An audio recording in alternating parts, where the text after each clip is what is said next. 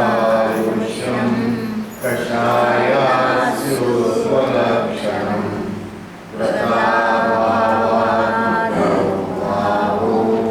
जीवस्यासंयमो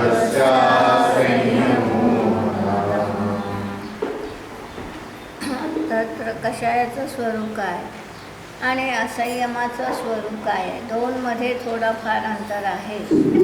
जरी उदयात एकाच कर्माच्या होत असले तरी भावात काय फरक आहे तो भाग स्पष्ट करता आहे.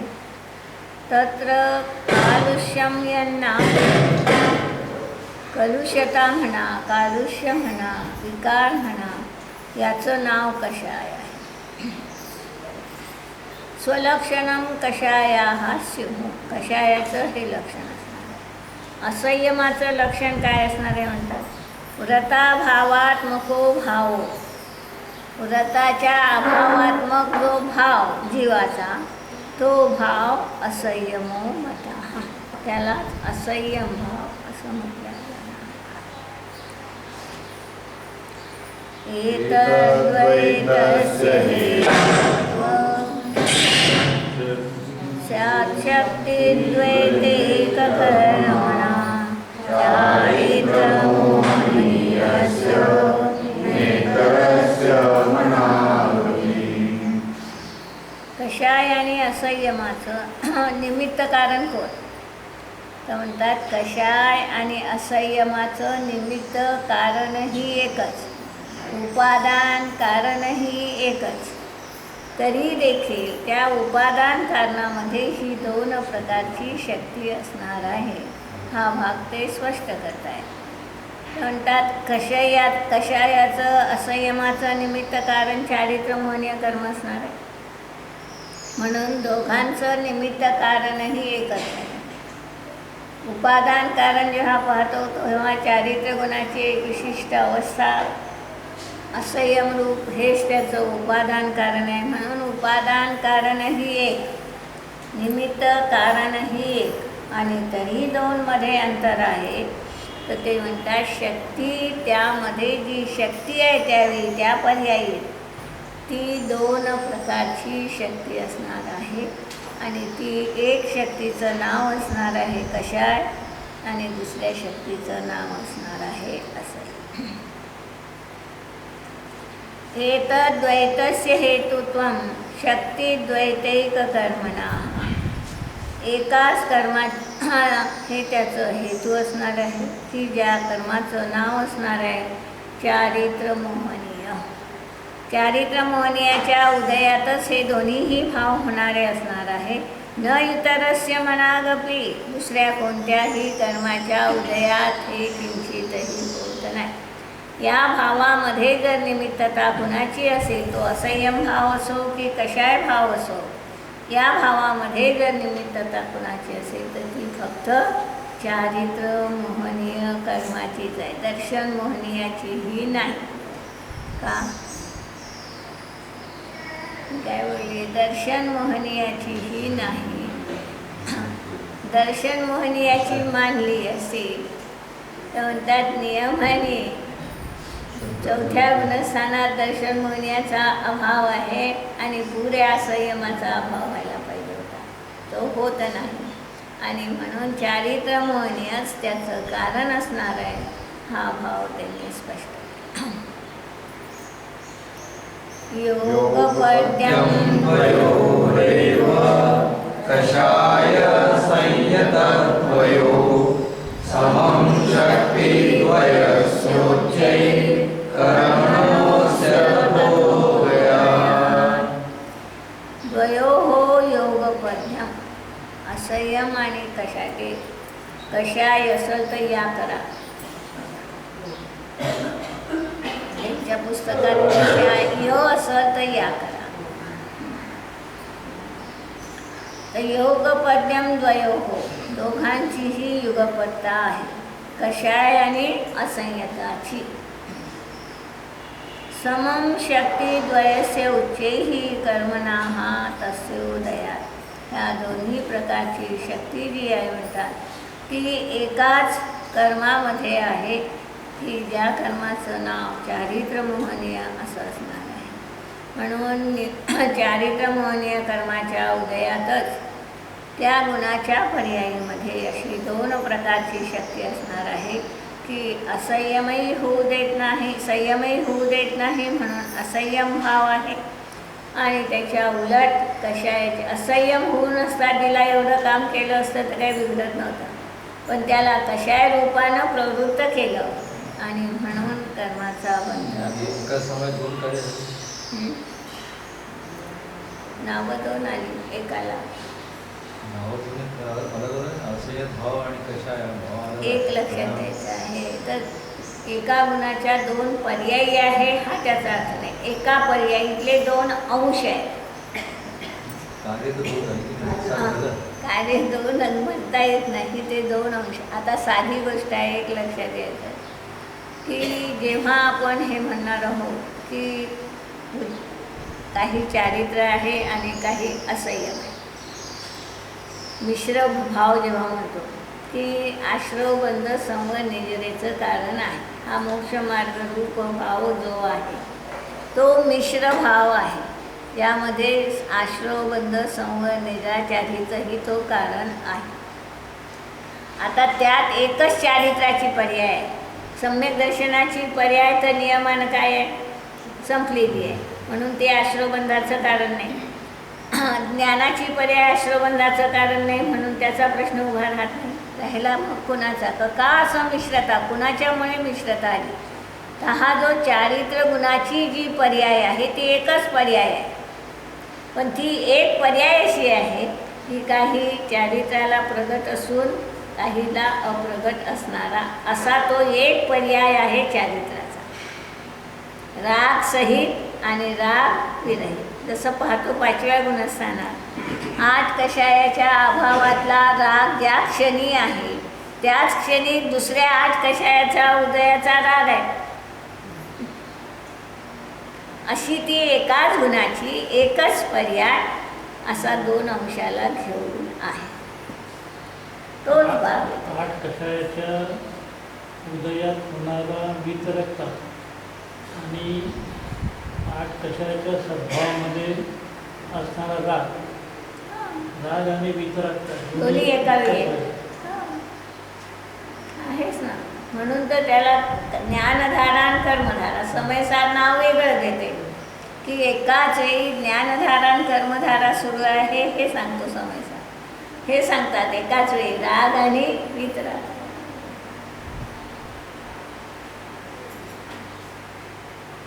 अस्ति तत्रापि दृष्टान्तकर्मानुबन्धीय घातिशक्तिद्वयोपेतं मोहनं रुच्यते. तत्रापि दृष्टान्तः, त्यासाठी आपल्याजवळ दृष्टान्तही आहे म्हणतात. अनंतानुबंधी कर्म. अनंतानुबंधी कर्म घात कुणाचा करते? अनंतानुबंधी कर्म सम्यक्त्वाचाही घातक मानला आणि चारित्र्याचाही घातक मानला. आणि म्हणून अनंतानुबंधी जसं दोन शक्तीला घेऊन आहे, त्यावेळी पर्याय एकच आहे, परिणाम एकच आहे, पण त्या परिणामातही अशी दोन प्रकारची योग्यता घेऊन तो एक परिणाम आहे की ज्यामुळे सम्यक्त्वाचाही घात आहे आणि चारित्र्याचाही घात आहे. शंका. ननुच्या प्रत्याख्यानादि कर्मणामुदयात्मात् देशकृत्स्नावतादीनां शक्तिः स्यात् तदनुस्मृतो.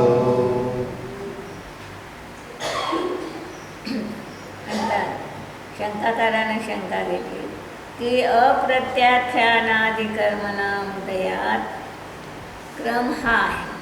अनंतानुबंधीच्या उदयात कशाचा अभाव पाहिला आपण? स्वरूपाचरण म्हणा, सम्यक्वाचरणाचा अभाव. अप्रत्याख्यान कशाच्या उदयात अभाव कशाचा आहे? संयता संयत म्हणा, देश संयत म्हणा, त्याचा अभाव आहे. आणि प्रत्याख्यान कशाच्या उदयात? सकल चारित्र्याचा अभाव आहे. म्हणून म्हणतात क्रमात अप्रत्याख्यानादि कर्मणां उदयात, अप्रत्याख्यानादि कर्मांचा उदय असताना देशव्रतादीनां किंवा कृष्णव्रतादीनां क्षतिः कथं स्यात्. देशव्रताची किंवा सकल व्रताची क्षती कशी होते? म्हणतात वस्तुतः जर दर्शनमोहनीय कर्मच नियमाने तुम्ही सम्यक्त्व आणि चारित्र्याचं अनंतानुबंधी कषायच त्यांनी काय मानलेवर? अनंतानुबंधी कषायात 2 प्रकारची शक्ती आहे हे सांगितलं ना. सम्यक्त्वाचाही घात करेल आणि चारित्र्याचाही घात करेल. म्हणतात त्या अनंतानुबंधीमध्ये 2चा घात झाला आणि आता ह्या अप्रत्याख्यान प्रत्याख्यान कशायात कुठं 2चा घात होतो आहे? तिथं कसं बसवाल? ही शंकाकाराची शंका आहे. अनंतानुबंधीनं 2 काम केले तसं अप्रत्याख्यान प्रत्याख्यान कशायानं 2 काम केले की एकच काम केलं? ते चारित्र्य होऊ दिलं नाही की त्याला पुन्हा असंयमी बनवलं. काय आहे ही शंकाकाराची शंका. सत्यं तत्र विनाभावो बन्धसच्चोदयं प्रति द्वयोरन्यतरस्यातो विवक्षायां न दूषणम्.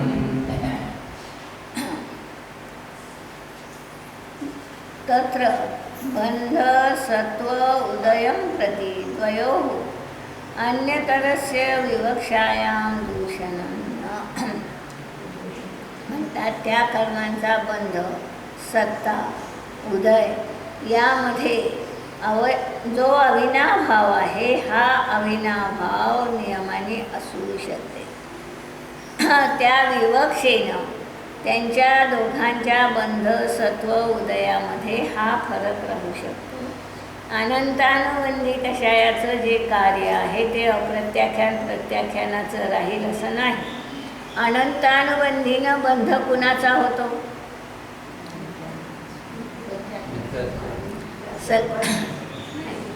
हे कधीच नाही बोलायचं. अनंतानुबंधीनं मिथ्यात्वाचा बंध नाही. मिथ्यात्वानंच मिथ्यात्वाचा बंध. मी काय बोलली? नाही आलं लक्षात. अनंतानुबंधीनं मिथ्यात्वाचा बंध होत नाही. मिथ्यात्वाचा बंध मिथ्यात्वानंच होतो. त्यावेळी अनंतानुबंधी असते हा भाग वेगळा. परंतु मिथ्यात्वाचा बंध जर अनंतानुबंधीनं मानला तर अनंतानुबंधीचा उदय दुसऱ्या गुणस्थानात आहे. मिथ्यात्वाचा बंध नाही असं होऊ शकलं नसतं. काय बोलली मी? काही लक्षात आलं? काय आलं लक्षात?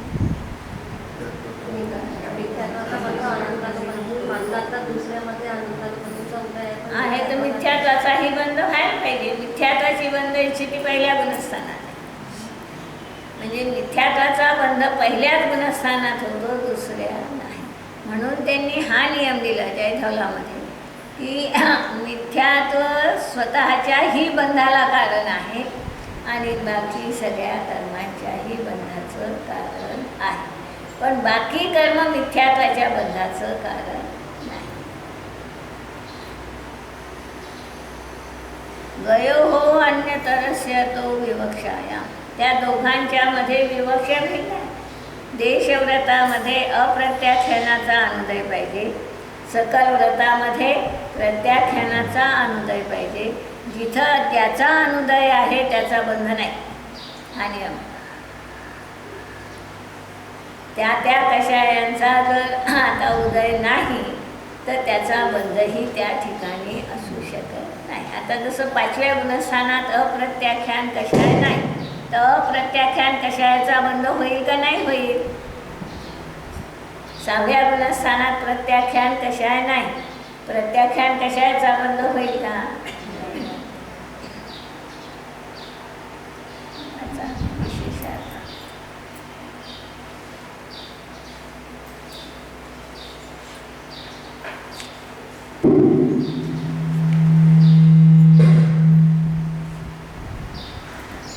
यहाँ असंयम भाव और कषाय भाव इनमें क्या अंतर है इसका निर्देश किया है. ग्रंथकार ने जीव की कलुषता को कषाय और व्रता भाव को असंयम बतलाकर चारित्र मोहने की 2 शक्तियाँ मानी हैं. 2 पर्याय नाही म्हटलं त्यांना. शक्यांश आहे असे 2. एक शक्ति कषाय को जन्म देती है और दूसरी शक्ति असंयम भाव को जन्म देती है. शेवटी ते दोन्ही पर्याय झाले नाही हो, त्यातला अंश असतो. एका पर्यायीतले 2 अंश आहे. अंश म्हणजे काय शेवटी पर्याय. आता त्या एका अविभाग प्रतिच्छेदाला पर्याय म्हणणं हा भाग वेगळा, आणि अनंत अविभाग प्रतिच्छेदाची एक पर्याय पाहतोय आपण. पर्याय एकच आहे ती, पण त्या एका पर्यायीत अनंत अविभाग प्रतिच्छेद असणार आहे. तर त्या अनंत अविभाग प्रतिच्छेदातल्या 2 शक्ती आहेत. एक शक्ति कषाय को जन्म देती है और दूसरी शक्ति असंयम भाव को जन्म देती है. इस पर यह शंका की गई कि इस तरह तो चारित्र मोहने के भेद बढ़ जाने चाहिए. सो इसका समाधान इस प्रकार किया गया है कि संख्या में भेद न होकर मात्र शक्ति में भेद है. हां, तुमच्या प्रश्नाचं उत्तर तिथं त्यांनी शंकाकाराने ती शंका घेतलीच होती की चारित्र मोहनीयाचे भेद किती पाहिजे होते. 26 पाहिजे होते ना, तुम्ही 25 केले ना. 25 होते 26. तर 25 आहे तर तुम्ही 26 पाहिजे हे त्याचं म्हणणं आहे ना. एक पुन्हा वाढवायला पाहिजे होती. तर ते त्यांनी सांगितलं पर्याय ती तेवढ्याच आहे, 25च आहे, परंतु शक्यांश त्यातले 2 प्रकारचे असणार आहे. सो इसका समाधान इस प्रकार किया गया है कि संख्या में भेद न होकर मात्र शक्ति में भेद है. उदाहरण के लिए अनंतानुबंधी प्रस्तुत की गई है. अनंतानुबंधी के 2 कार्य हैं, चारित्र को न होने देना और सम्यत्व को न होने देना. इसी प्रकार चारित्र मोहने के 2 कार्य बताए गए हैं. एक तो आता असंयम भाव. तिथं उपचार आहे, इथं उपचार नाही. थोडं लक्षात घ्या मी काय बोलली. अनंतानुबंधीचे 2 कार्य म्हणण्यात उपचार आहे, आणि अप्रत्याख्यान प्रत्याख्यानाचे 2 कार्य म्हणण्यात उपचार नाही. का नाही मी काय बोलली लक्षातच नाही आलं. हां? एकच कार्य. म्हणजे 2 गुणाच्या 2 पर्याय. सम्यक दर्शन वेगळं आणि चारित्र वेगळं. 2 गुणाच्या 2 पर्यायी आहे. तर 2 गुणाचा एकाला घातक मानणं 2 पर्यायीला हा उपचार राहील का निश्चय राहील. तर तिथं तर काय आहे म्हणतात उपचार आहे. अनंतानुबंधीला सम्यत्वाचं घातक म्हणणं हा उपचार आहे. अनंतानुबंधी नियम आणि चारित्राचाच घातक आहे. हा भाग जयधवलाच्या 13व्या भागात आचार्यांनी स्वयं स्पष्ट केला आहे की अनंतानुबंधीचे जे जे कार्य आहे त्याच्या वाटेला आलेला कर्म दर्शन याच्यात जात नाही. दर्शन याच्या वाटेला आलेले कर्म परमाणू अनंतानुबंधीकडे येऊ शकत नाही. त्या दोघांचं संक्रमणही होत नाही. मिथ्यात्वाचं अनंतानुबंधीचं संक्रमणही कधी त्या 2 कर्माचं होत नाही. अशा अनेक गोष्टी देऊन त्यांनी ते स्पष्ट केलेलं आहे की वस्तुतः त्या दोन गुणाच्या दोन भिन्न पर्यायी आहेत, परंतु त्या एका काली असतात म्हणून हा उपचार होऊ शकला. तसं इथं नाही आहे. इथं एकच चारित्र्याची पर्याय आहे, दोन गुणाची नाही. पण एका चारित्र्याच्या पर्यायी शक्यांश दोन प्रकारचे आहे. अविभाग प्रतिच्छेदाची विभागणी अशा दोन कसं काय दिलं? आता ते स्थूल दृष्टांत केव्हाही स्थूल राहतात, सगळ्या बाजूनं बसत नसतात. म्हणूनच खुलासा केला की असं वाटेल आपल्याला की ते खरोखरीच सम्यक्त्वाचंही घातक आहे. इसी प्रकार चारित्र मोहने के दो कार्य बताए गए हैं. एक तो असंयम भाव को जन्म देना और दूसरे कषाय भाव को जन्म देना. अब देखना है कि क्या ये सर्वथा जुदे दो भाव है और क्या चारित्र मोहने में ऐसी अलग अलग दो शक्तियाँ हैं जिनमें से एक असंयम भाव को जन्म देती है और दूसरी कषाय भाव को जन्म देती है. सर्वत्र औदयिक भावों का निर्देश करते हुए कषायों से असंयम भाव को जुदा बतलाया. इसे इनका कथनचित पार्थक्य तो प्रतीत होता है, पर वह कितने अंश में है यह जानना फिर भी शेष रह जाता है. धौला में कषाय से क्रोध, मान, माया और लोभ लिए गए हैं. वहाँ पर इन भावों के होने में उस कषाय के उदय को कारण बताया है और असंयम भाव का निर्देश करते हुए लिखा है कि संयम का घात करने वाले कर्मों के उदय से असंयम भाव होता है. संयम का घात करने वाले कर्म तीन हैं: अनंतानुबंधी क्रोध, मान, माया, लोभ, अप्रत्याख्यानावरण क्रोध, मान, माया, लोभ और प्रत्याख्यानावरण क्रोध, मान, माया, लोभ. पुरा संयम जेव्हा होत नाही तोपर्यंत असंयम आहेच थोडा ना थोडा, आणि म्हणून त्यांनी तीन घातक आहे हे म्हटलं. जब तक इनका या इनमें से किसी एक का उदय रहता है तब तक असंयम भाव होता है. यह त्या इसका ख्यानाचा तात्पर्य है. उदय आहे आणि बाकी आठ कषायाचा नाही, तेव्हा असंयम भाव आहे का नाही? Right? सकल चारित्र नाही म्हणजे असंयम भाव आहे. संयम को नहीं पैदा होने देना यह इनका मिलकर या प्रत्येक का सामान्य काम है और क्रोधादि को पैदा करना यह इनका विशेष काम है. मालूम पड़ता है कि इसी अभिप्राय को ग्रंथकार ने दो शक्तियाँ को मानकर अपने शब्दों द्वारा व्यक्त किया है. इस प्रकार असंयम भाव किसका काम है और कषाय भाव किसका काम है यह स्पष्ट हो जाता है. और ग्रंथकार का दो शक्तियों को मानने का क्या अभिप्राय है यह भी स्पष्ट हो जाता है.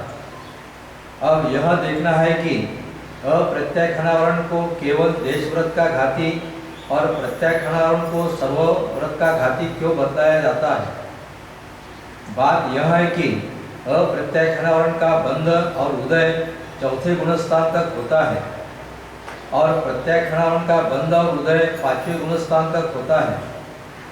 अप्रत्याख्यानावरण की बंध और उदय विच्युति होने पर देशव्रत हो जाता है और प्रत्याख्यानावरण की बंध व उदय विच्युति होने पर महाव्रत हो जाता है. काय समजलं मला ते समजलं. आपण पाहिलं आहे ती गोष्ट त्यांनी शास्त्रीय भाषेत लिहिली. अप्रत्याख्यानावरण कर्माचा बंध चौथ्या उदय गुणस्थानापर्यंत चौथ्यापर्यंतच राहील. म्हणजे असंयम पुरा असंयम भाव चौथ्यापर्यंतच राहील. मग चौथ्यातच राहील हा त्याचा अर्थ नाही. एक पासून तर चौथ्यापर्यंत असंयम भाव राहील. पाचव्यामध्ये जो असंयम भाव आहे तो संयम असंयम मिळून असणारा असा राहील. आणि सहाव्यामध्ये जो असंयम भाव आहे तो संजलनाच्या उदय.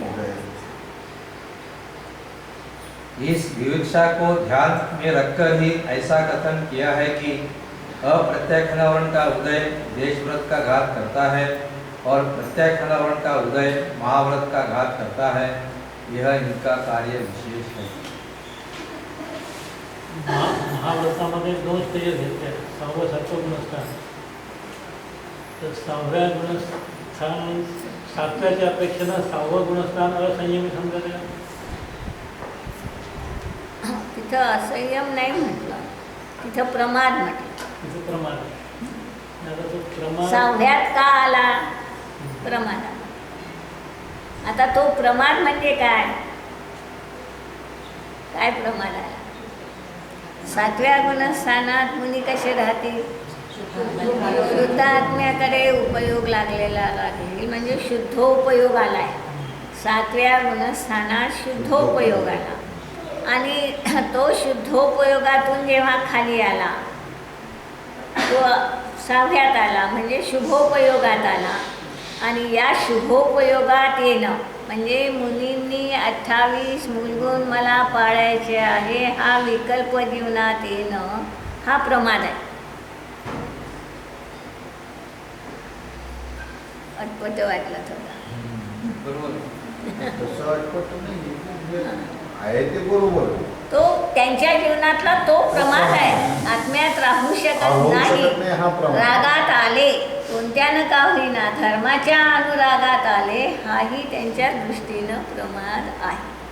म्हणून मुनींचा प्रमाद वेगळा, श्रावकाचा प्रमाद वेगळा असणार आहे.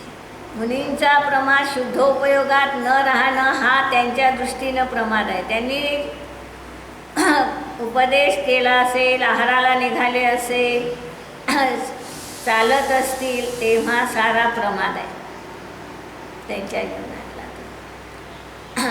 त्यांच्यासाठी त्याही गोष्टी वस्तुतः योग्य नाही आहे, परंतु नाईलाजानं त्यांना त्या सूट दिल्या गेलेल्या असणार आहे की एकसारखं अजून अंतर्मुहूर्ताच्या वर हा जीव आपल्या शुद्धोपयोगात राहू शकत नाही. श्रावकासाठी शुद्धोपयोग अति अल्प काळ असतो आणि त्यामुळे हा नियम त्यांच्यासाठी नाही. त्यांच्यासाठी कोणता नियम आला प्रमादाचा? प्रमादाचा नियम आला धर्मकार्यातला अनुत्साह हा नियम त्यांच्यासाठी आला. मुलींच्यासाठी जो प्रमाद आला तर त्यांनी 4 विकथा दाखवल्या. मुनींच्या जीवनातल्या 4 विकथा कोणत्या, नामच्या 4 विकथा कोणत्या? तर जेव्हा ते प्रवचन करत असतील त्या प्रवचनात जेव्हा चोराची कथा एखाद्या वेळी सांगतील की त्या चोरीमुळे त्याला कसं दुःख भोगावं लागलं, ही चोर कथा आहे. राजाने राज्य कसं चांगलं केलं, तसं शतचूडामणीमध्ये जीवनधर सत्यंधर राजा आपल्या राज्याच्या नीतीला सोडून राहिला आणि म्हणून राज्य मुकला. अशा प्रकारचं कथन जेव्हा केलं जातं ती राजकथा त्यांच्या जीवनात येते. भक्ष्य काय अभक्ष्य काय हे जेव्हा ते सांगतात तेव्हा भोजन कथा त्यांच्या जीवनात येते. स्त्रियांचं जीवन चांगलं कसं किंवा वाईट कसं, तसं चंदनबालाचं जर वर्णन करायचं असेल तर स्त्रीच्या जीवनात चांगल्या गोष्टी कशा घडल्या किंवा स्त्री ही मोह्य कशी करू शकते मनुष्याला पुरुषाला, या रूपानं जेव्हा ते कथन करतात तेव्हा ती स्त्री कथा आहे. त्यांच्या 4 कथा वेगळ्या आहेत, आमच्या 4 कथा वेगळ्या आहेत. त्यांच्या 5 इंद्रियांवरचा विजय वेगळा आहे, आमचा वेगळा असणार. या प्रमादाचं निमित्त कारण कोणतं आहे? अंतरंग निमित्त कारण चारित्रमोही की असं तिथे संजोलन कशाचा उदय आहे? तीव्र उदय आहे, तिथे तीव्र उदय आहे आणि 7व्यामध्ये मंद मंद उदय आहे. उदय आहे. ही जी तीव्रता आहे ही तीव्रता पहिल्या गुणस्थानाच्या दृष्टीनं मंद आहे, पण 7व्याच्या दृष्टीनं तीव्र आहे. 7व्याच्या दृष्टीने तीव्र आहे. हां, नाही तर तुम्ही पाहाल तर पहिल्यापेक्षा ह्या तीव्र कशा आहे हा नाही त्याचा अर्थ. मिथ्यात्व गुणस्थानात असणारा कशा आहे त्यापेक्षा 6व्या गुणस्थानात असणारा कशा आहे तीव्र आहे असं नाही लावायचं. त्याच्या दृष्टीनं तो मंद आहे, मुलींच्या दृष्टीने 7व्याच्या दृष्टीनं तो तीव्र आहे.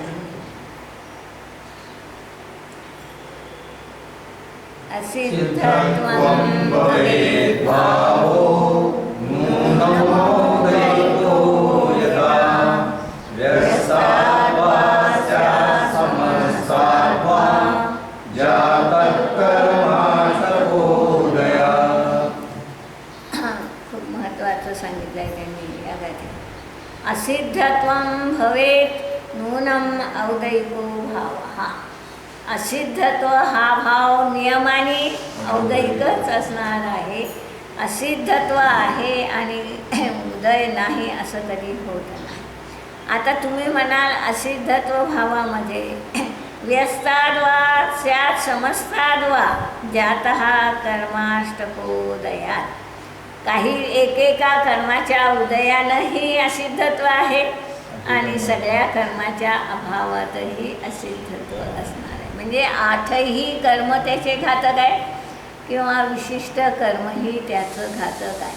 याच्यातून सिद्ध काय झालं? त्यांनी काही लक्षात त्यांनी जे सांगितलं होतं की भव्यत्व अभव्यत्व भाव हा एका विशिष्ट कर्माच्या उदयात होत नाही. 320व्या गाथेतलं थोडं लक्षात घ्या की एका विशिष्ट कर्माच्या उदयात होत नाही म्हणून पारिणामिक म्हटलं आणि सर्व कर्माच्या उदयात होते म्हणून औदयिक आहे. कोणता? भव्यत्व भाव अभव्यत्व भाव देखील. तर हा असिद्धत्व भाव 8ही कर्माच्या उदयात होऊ शकतो. कधी 4 कर्माच्या उदयातही असिद्धत्व आहे. अर्हंतालाही असिद्धत्व आहे का नाही? आणि म्हणून व्यस्तात समजतात हा शब्द ठेवलेला आहे. एका शब्दानं ते काही अशा गोष्टी बोलून जातात की सगळ्या याच्यावर सहज प्रकाश पडतो. सिद्धत्वं कृष्णकर्मभ्या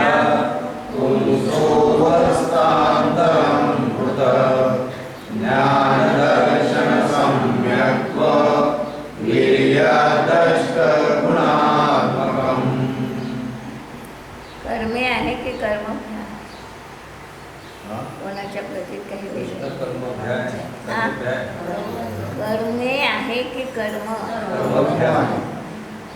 कर्मभ्या काय पाहिजे? कर्मे भ्या पाहिजे. त्यांची नाही का पूजन पण हे यांची सरनाराम कर्मभ्यास आहे. कृष्ण कर्मभ्या 8ही संपूर्ण कर्माच्या अभावात सिद्धत्वं पुंसः अवस्थांतरं पृथक. पुंसः म्हणजे पुरुष नाही, आत्मा.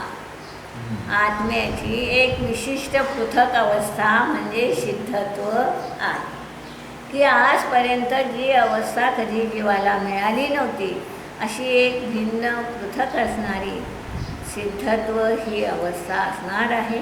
आणि ती अवस्था संपूर्ण 8ही कर्माच्या अभावात येणारी आहे. ज्ञानदर्शन सम्यक्त्व वीर्यादि अष्टगुणात्मकम.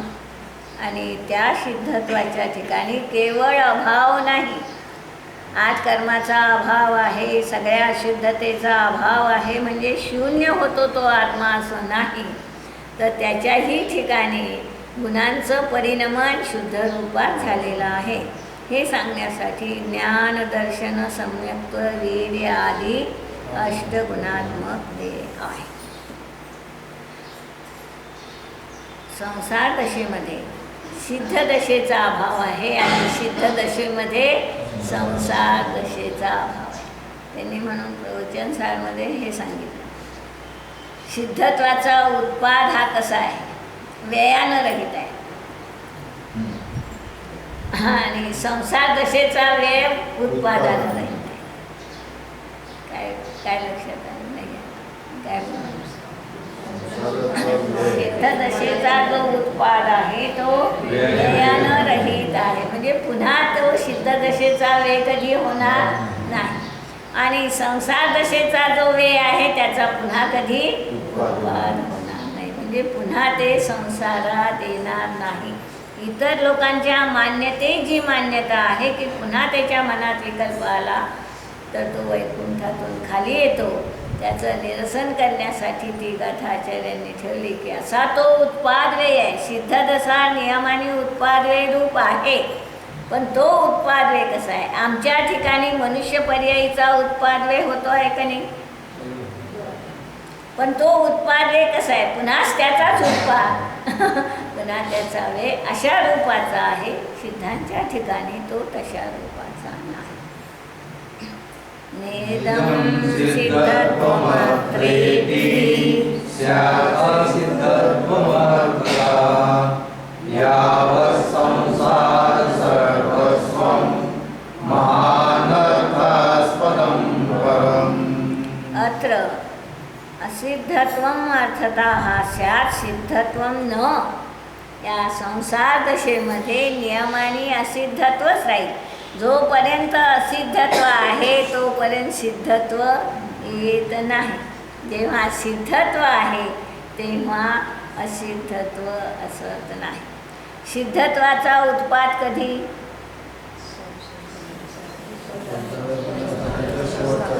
सिद्ध दशेचा प्रथम समय. काय झालं? सिद्धत्वाचा उत्पाद कधी? सिद्ध दशेच्या प्रथम समयात. आणि संसार दशेचा वेळ कधी?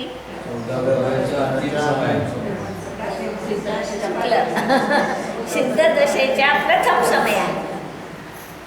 काय झालं? तिथं वेळ झाला, मध्ये समय भेद येतो. वेळ आणि उत्पादाचा एक समय पाहिजे आपल्याला. आणि म्हणून गुणस्थानाच्या अंतिम समयात तो संसारी आहे. अंतिम समयापर्यंतही तो संसारीच आहे. या समयात अंतिम समयामध्ये वेळ आणि त्या समयामध्ये उत्पादन नाही. मग ते तिथं अजून संसार दशा आहे, सिद्ध दशा उत्पन्नच नाही झाली. मग कसं म्हणता येईल? हां, उत्पाद वेळ वेगळ्या समयात कुठं झाला? एका समयात आला ना. सिद्ध दशेचा पहिल्या समयात सिद्ध दशेचा उत्पाद आणि त्याच समयात म्हणजे सिद्ध दशेच्या प्रथम समयात संसार दशेचा वेळ. 14व्या अंतिम समयाला वेळ नाही आहे. तो म्हटला जातो तो कर्णानुयोगाच्या दृष्टीनं. अंतिम अस्तित्वाला कर्णानुयोग वेळ म्हणतो. कुठं येईलही ते वाक्य, पण शेवटच्या अस्तित्वालाही कर्णानुयोग वेळ म्हणतो. वस्तुतः तिथं तो वेळ नसतो, तिथं त्याचं अस्तित्व असते. आता पुढच्या समयात जो उत्पाद वेळ आहे तो कसा राहील? सिद्ध दशेतल्या प्रथम समयाचा उत्पाद वेळ तर अशा रूपाचा राहील. पण दुसऱ्या समयात जो उत्पाद वेळ आहे तो काय म्हणा? तो सिद्ध दशेचाच उत्पाद आणि मागच्या सिद्ध दशेचाच वेळ अशा रूपाचा पुढे शिल्लक राहतो. आणि म्हणून त्यांनी सांगितलं की वस्तुतः आठ कर्माचा अभाव हा कारण नाहीच सिद्ध दशेचा. पण म्हटल्याही गेलं तर पहिल्या समयातच म्हणता येते, त्याच्या पुढच्या समयात तुम्हाला म्हणता येत नाही. म्हणून सांगतायत यावर संसार सर्वस्व. जोपर्यंत ही संसार दशा आहे तोपर्यंत महान अनर्थास्पदम.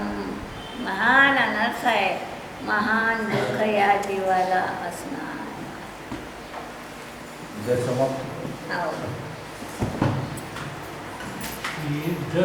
सिद्धनंतानंत दीपक मोक्ष गए जाएंगे.